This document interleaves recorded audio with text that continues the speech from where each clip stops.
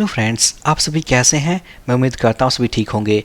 यहाँ फ्रेंड्स हम देखने वाले एक इंपॉर्टेंट और एक इंटरेस्टिंग टॉपिक के बारे में। इसका टाइटल है how to add script file to front end. बिल्कुल, मान लेते हैं हमारे प्लगइन के अंदर कोई फॉर्म है जो फ्रंट एंड के साइड प्लेस्ड है। अगर उसे कंट्रोल करना हो कोई CSS कोड के साथ, JS कोड के साथ, तो किस तरीके से कर सकते हैं। तो कहने का मतलब है फ्रंट एंड वाले सेक्शन के लिए स्क्रिप्ट फाइल्स को कैसे अटैच करें, इस इंटरेस्टिंग से कॉन्सेप्ट को हम इस वीडियो में देखने वाले हैं। उससे पहले छोटी सी रिक्वेस्ट है, अगर आप इस चैनल पर नए हो, सब्सक्राइब नहीं किया है, फटाफट चैनल को सब्सक्राइब कर दीजिए। आपके सब्सक्राइब करने से मुझे प्यार और चैनल को सपोर्ट मिलता है। तो यहाँ पर इस वीडियो के कॉन्सेप्ट को स्टार्ट करने के पहले कॉन्सेप्ट को समझ लेते हैं। चलते हैं प्लगइन के अंदर। तो ये हमारा प्लगइन का लेआउट है।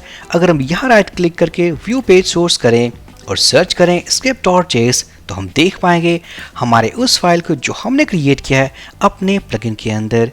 तो सक्सेसफुल तरीके से इस फाइल को हमने लिंक किया है अपने प्लगइन के साथ जो कि एडमिन पैनल में प्लेस्ड है।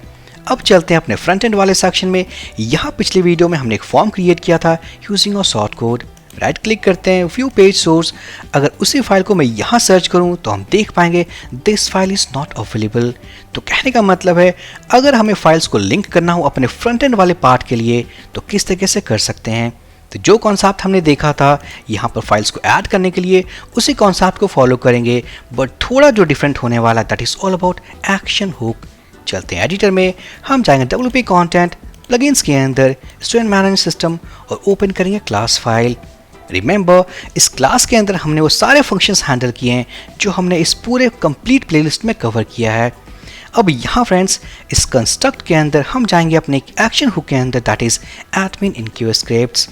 अब यहाँ पर इस एक्शन हुक को हमने यूज़ किया है to add our script files. Script files के अंदर आते हैं हमारे CSS एंड जावास्क्रिप्ट के jQuery प्लगइन फाइल्स। तो यहाँ पर इस एक्शन हुक के बाद हमारे पास एक कॉलबैक मेथड है।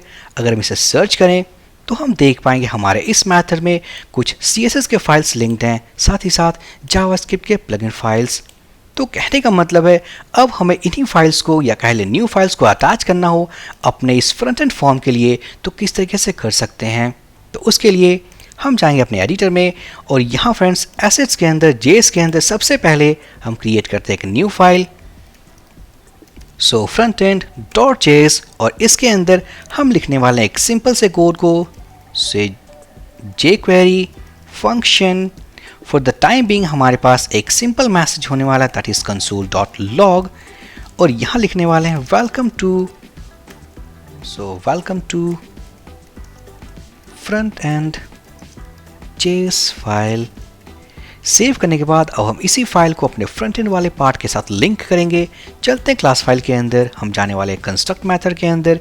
तो यहाँ फ्रेंड्स जो एक्शन हुक हमने यूज़ किया है this is only applicable for admin panel. बिल्कुल इसके नेम से क्लियर है admin underscore, this is only for admin. अब हम क्या करेंगे, इसे हम कॉपी कर लेते हैं। कॉपी करने के बाद पेस्ट कर देंगे और एडमिन के प्लेस पे करने वाले हैं WP अंडरस्कोर। इसे सेव करने के बाद इस मेथड को चेंज कर देते हैं। add SMS plugin files to front end। Save करने के बाद हम इस मेथड को कॉपी कर लेंगे। चलते हैं अपने लास्ट वाले पोजीशन में और यहाँ पर होने वाला है public function. Function name means method name called as add SMS plugin files और यहाँ पर हम यूज़ करने वाले हैं add इनक्यूबस्क्रिप्ट जो कि वर्डप्रेस फंक्शन है। फर्स्ट पास करना है हैंडल ID, हम पास करने वाले हैं फ्रंट एंड। नेक्स्ट है हमारे पास src मीन्स फाइल के पाथ को।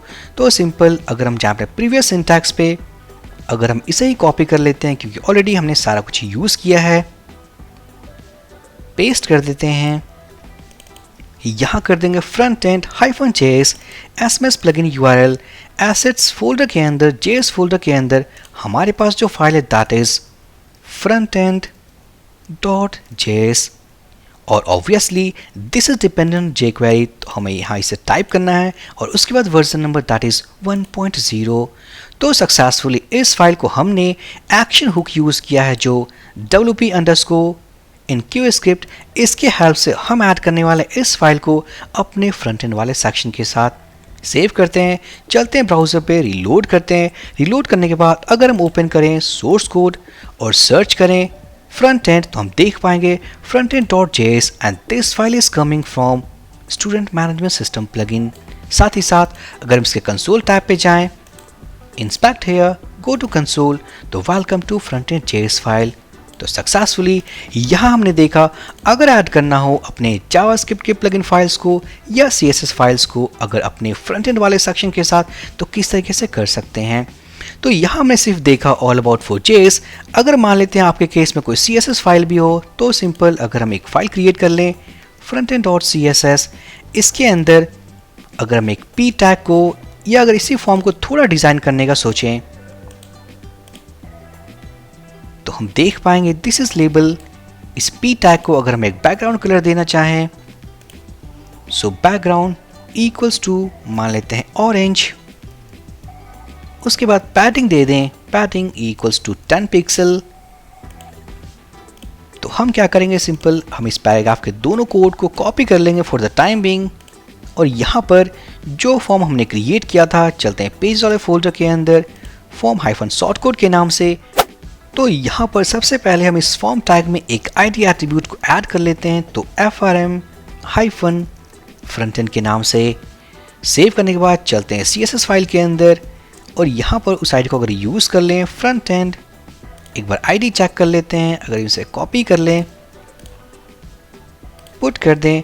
सो इस फॉर्म के अंदर जितने भी पैराग्राफ्स हैं उन सभी पैराग्राफ्स में हमें 2 लाइन्स का CSS को इम्प्लीमेंट करना है। हम इसे कॉपी कर लेते हैं और पेस्ट कर देंगे। पेस्ट करने के बाद अभी तक हमने उस CSS को ऐड नहीं किया है, तो अगर हम इसके सोर्स कोड में जाएं, रीलोड करके चेक करें, तो हम देख पाएंगे front end dot CSS file is not available. अब हम क्या करते हैं, इस फाइल को ऐड करेंगे। तो ऐड करने के लिए जो सिंटैक्स को हमने फॉलो किया था अपने इस मेथड के अंदर, हम वहीं से उसी सिंटैक्स को कॉपी कर लेते हैं, कॉपी करने और यहाँ इसे पेस्ट कर देंगे। पेस्ट करने के बाद जो हमारे पास फंक्शन है WP enqueue स्टाइल, इसके अंदर हम पास करेंगे फ्रंट एंड। उसके बाद प्लगइन URL हम जाएंगे CSS फोल्डर के अंदर और अटैच करेंगे frontend.css। सेव करने के बाद हम रीलोड करेंगे और अगर सर्च करते हैं इस बार हम फ्रंट एंड, तो हम देख पाएंगे front end CSS and this is coming from student management system plugin. यहाँ हम रीलोड करेंगे तो हम देख पाएंगे सारे पैराग्राफ टैग्स जो उस फॉर्म के आईडी के अंदर थे वो सारे के अंदर CSS अप्लाई हो चुके हैं।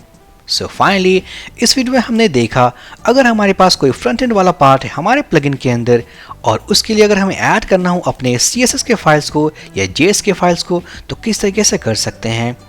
यहाँ पर जो थोड़ा डिफरेंट कॉन्सेप्ट था, this is only about action hook. Admin के केस में हम यूज़ करते हैं admin_enqueue स्क्रिप्ट और यहाँ पर यूज़ करते हैं WP_enqueue स्क्रिप्ट्स। तो आपको याद रखना है अगर आपने मीन्स आपका जो प्लगइन है अगर वो सिर्फ एडमिन पैनल के लिए हो तो इट इज़ ओके, बट आपके प्लगइन में अगर दोनों टाइप के फंक्शंस हो for admin and for front end users, तो आपको दोनों एक्शन हुक्स यूज़ करने होंगे। सो आई होप ये वीडियो काफ़ी इंपॉर्टेंट और इंटरेस्टिंग था।